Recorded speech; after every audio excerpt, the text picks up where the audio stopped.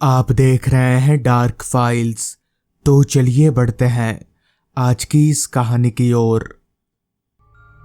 करीब 10 दिन अपने गांव में गुजारने के बाद आज मैं शहर अपने घर जा रहा हूं। भले ये गांव छोटा जरूर है, मगर यहाँ के लोग काफी अच्छे हैं। खासकर रमेश काका, जो यहीं रहकर गांव में हमारे घरों का देखरेख करते हैं। दरअसल आज से कुछ साल पहले शहर में पापा की अच्छी नौकरी लग जाने के बाद हम सभी गांव छोड़कर शहर आ गए थे, जिसके बाद हमने गांव के घरों की सारी जिम्मेदारी यहाँ के काफ़ी सालों से काम कर रहे रमेश काका को देकर शहर चले गए। धीरे धीरे वक्त गुजरा और मेरी भी नौकरी शहर में लग गई। तब से हमारा गांव आना जाना एकदम से छूट गया। मगर इस बार मैं किसी तरह 10 दिनों की छुट्टी लेकर गांव आ ही गया। और वाकई में मैंने ये 10 दिन काफ़ी अच्छे से गुजारे। मैंने तय तो किया था कि मैं कल जाऊंगा, मगर आज दोपहर को मेरे फ़ोन के रिंग बजी। मैंने जब फ़ोन देखा तो उस पर मेरे बॉस का कॉल आ रहा था। मैंने कॉल रिसीव किया तो बॉस ने कहा, नमन, तुम्हें कल के कल ही ऑफिस आना होगा, क्योंकि तुमने जो कुछ दिनों पहले फाइल सबमिट किया था उसमें कुछ दिक्कत आ गई है। इस पर मैं बॉस को कुछ बोल भी नहीं सकता था, क्योंकि ये मेरी नौकरी का जो मामला था। फिर भी मैंने बॉस से इतना ज़रूर कहा, वो बॉस, अभी मैं तो बाहर हूँ, तो कल दोपहर 3 बजे के बाद ही ऑफिस आ पाऊंगा। जिस पर बॉस भी राजी हो गए। जिसके बाद मैं निकलने की तैयारी करने लगा, क्योंकि मेरे शहर जाने का एकमात्र ट्रेन रात के 9 बजे की है और मुझे किसी भी हाल पर वो ट्रेन पकड़ना ही होगा। सारी तैयारी करने के बाद मैंने रमेश काका को अपने जाने की खबर बताई तो वो काफ़ी मायूस हो गए। सारी तैयारी करने के बाद ठीक रात के 8 बजे मैं अपने घर से निकला। चूंकि मेरे घर से स्टेशन काफ़ी दूर था, तो रमेश काका ने पहले से ही मेरे लिए एक रिक्शे का बंदोबस्त कर रखा था। रिक्शा पर बैठकर रमेश काका को आता हूँ बोलते ही रिक्शा वाले ने पेंडल मारना शुरू कर दिया। ये उस समय की घटना है जब ना तो आबादी ज़्यादा हुआ करती थी और ना ही उस समय हमारे गांव में बिजली की व्यवस्था हुआ करती थी।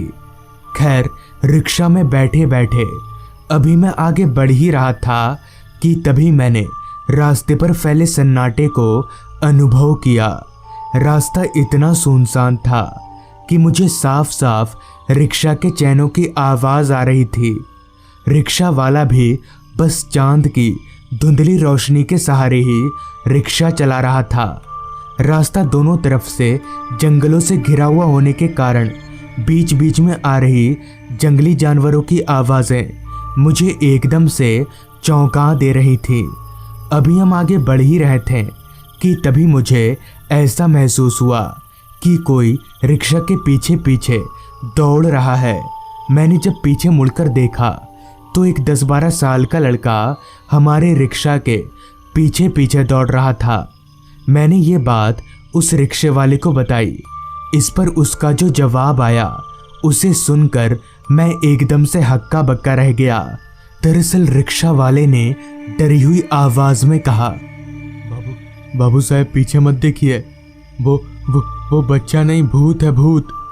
पहले तो मुझे रिक्शा वाले की ये बात काफ़ी अजीब लगी, मगर फिर जब मैंने उस बच्चे को गौर से देखा तो उस रिक्शा वाले की बात मुझे कुछ हद तक सच लगने लगी, क्योंकि उस बच्चे का पूरा चेहरा सफ़ेद पड़ चुका था और उसकी आंख कुछ अजीब ही चमक रही थी। कुछ देर ऐसे ही वो बच्चा हमारे पीछे दौड़ता रहा, मगर जैसे ही हमने उस रास्ते को पार किया कि वो बच्चा भी एकदम से गायब हो गया। और उसके गायब होते ही रिक्शा वाले ने उसके बारे में बताना शुरू किया।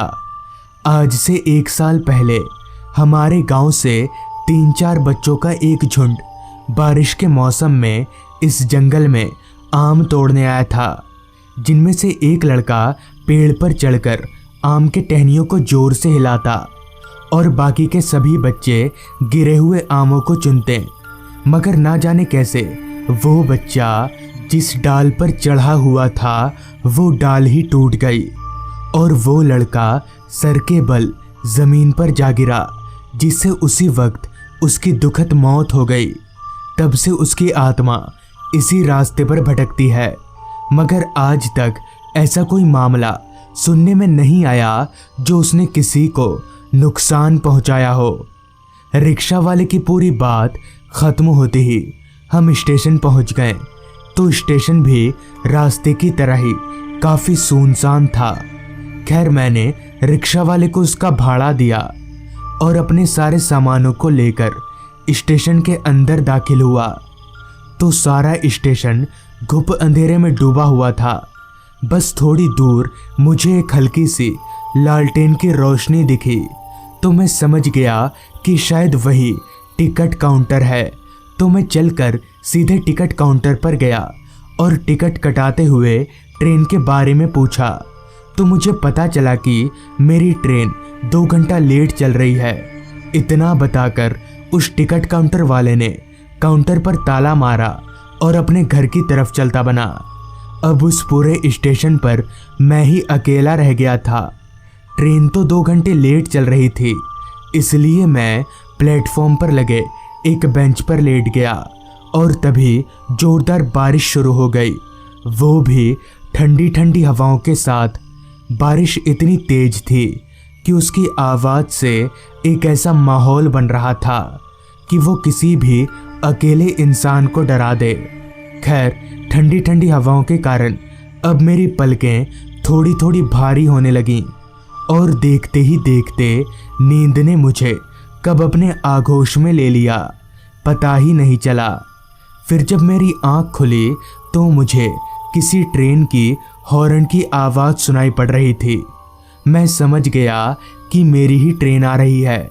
मैं उठकर प्लेटफॉर्म पर खड़ा हो गया और ट्रेन के लगते ही ट्रेन में चढ़ा तो ट्रेन में ना तो लाइट जल रही थी और ना ही कोई आदमी दिख रहा था। इस पर मैंने अपने कीपैड फ़ोन का टॉर्च जलाया और एक सीट देखकर बैठ गया। मगर मेरे जहन में एक सवाल बार बार दस्तक दे रहा था कि भला कोई ट्रेन इतना अंधेरा कैसे हो सकता है। अभी मैं ये सोच ही रहा था कि तभी ट्रेन खुल गई और खुलते ही ट्रेन ने अच्छी खासी रफ्तार भी पकड़ ली। खैर अब किया भी क्या जा सकता था, मुझे तो किसी भी हाल में ये ट्रेन पकड़ना ही था। ये सोचकर अभी मैं चुपचाप अपनी सीट पर बैठा ही था कि तभी मेरे पैर पर किसी कीड़े ने जोर से काटा तो मैंने झट से अपने फ़ोन का टॉर्च जलाया तो मेरे टॉर्च जलाते ही मुझे मेरे सामने की सीट से आवाज़ आई। क्यों भाई साहब, बार बार टॉर्च क्यों जला रहे हैं आप? उस आवाज़ को सुनकर मैं एकदम से हक्का बक्का रह गया और फिर जब अपनी टॉर्च की लाइट को उस आवाज़ की ओर घुमाई तो मेरे होश उड़ गए, क्योंकि अब ठीक मेरे सामने वाली सीट पर 2 आदमी बैठे हुए थे। मगर ये कैसे हो सकता है? अभी थोड़ी देर पहले ही तो मैंने अपनी टॉर्च की लाइट से पूरा बोगी चेक किया था, तब तो यहाँ कोई नहीं था। तो अब ये दोनों आदमी कहाँ से आ गए? अभी मैं ये सोच ही रहा था कि तभी मुझे अचानक उस बोगी में से काफ़ी सारे लोगों के आपस में बात करने की आवाज़ें आने लगी। ये सुनकर मैं और भी ज़्यादा सहम गया और फिर जब एक बार टॉर्च जलाकर अपने आसपास देखा तो इस बार वहाँ का नज़ारा देखकर मैं ज़ोर ज़ोर से कांपने लगा, क्योंकि अब मेरे आसपास 2 नहीं बल्कि बहुत सारे लोग थे और उन सभी का शरीर पूरी तरह से कटा फटा था।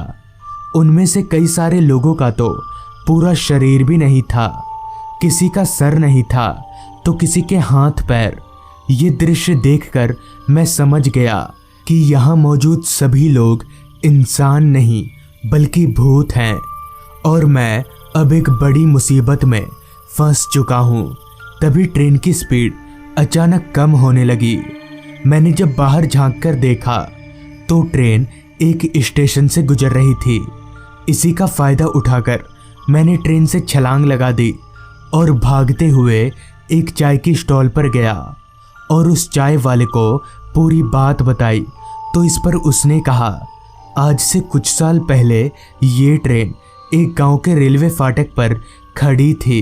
तब के लोग उतने समझदार नहीं हुआ करते थे, इसलिए जल्दीबाजी में उन्होंने ट्रेन को नीचे से पार करना शुरू कर दिया। मगर तभी ट्रेन खुल गई और उन लोगों की कटकर मौत हो गई। तब से उनकी आत्मा भटकती रहती है। तो दोस्तों, ये थी आज की कहानी। अगर आपको ये कहानी अच्छी लगी हो तो चैनल को ज़रूर सब्सक्राइब कर लें। तो मैं आपका दोस्त आर्यन जल्द ही मिलूँगा आपसे ऐसी ही एक कहानी के साथ।